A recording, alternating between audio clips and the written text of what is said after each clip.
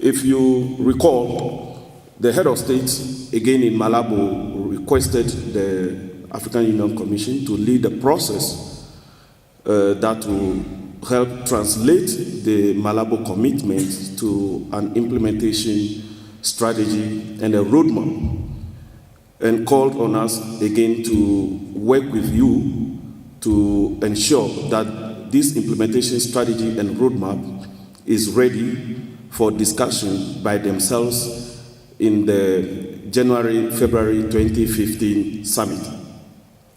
In this regard, the African Union Commission has launched a consultative process that intends to engage all of you partners to contribute or input into the development of this implementation strategy and roadmap. Hello, so at the end of the second day of the RESAC annual conference, we're here with Komla Bissi, who is agribusiness advisor at the African Union Commission and is a crucial person when it comes to implementing the trade aspects and the private sector for development aspects of the Malabo Declaration. So I would like to ask Komla what's his view on the way ahead to implement these important commitments by the heads of state. What is the plan to make it real?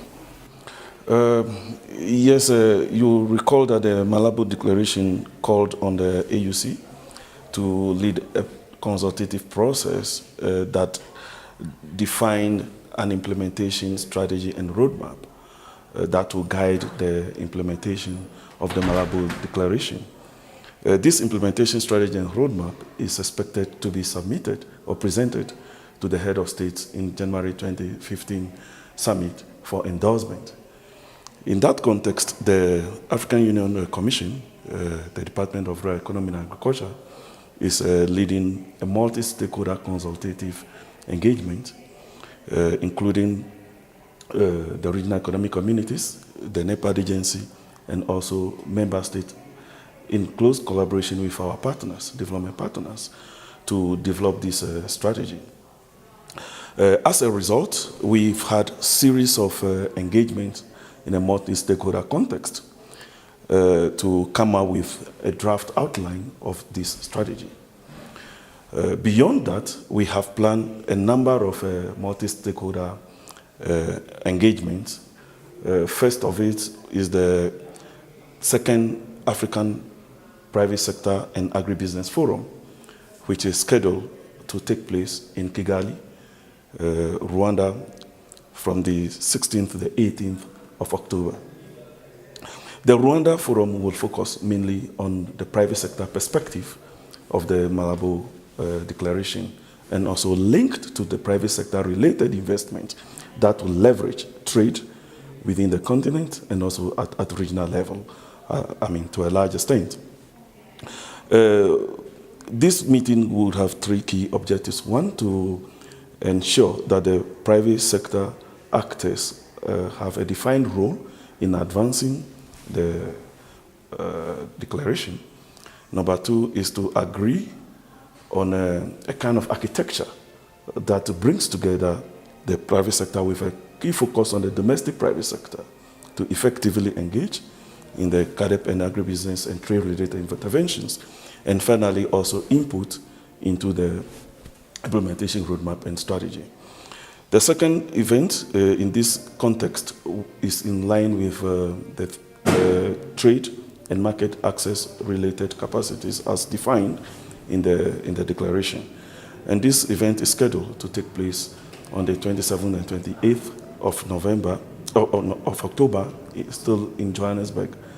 The trade stakeholder consultation will explore the various options, first of all taking stock of the existing initiatives in the context of trade facilitation, linking to the commitment of one, tripling intra-Africa trade by 2025, and also the commitment of achieving continental free trade area.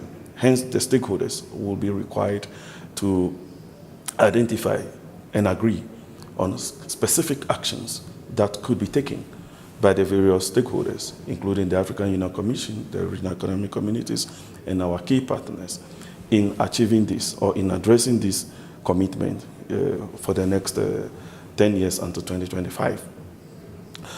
So Amma mentioned that this process will also be undertaken at the national level by asking the national stakeholders, the ministries of trade, the ministry of agriculture jointly, to come up with their own proposal as to what they think their roles will be, and commit to these roles in advancing the implementation of the various commitments, but in this case, the trade perspective of the Malabo commitment. And then this will be all finalized with the different sectors' input into a final validation meeting? Yes.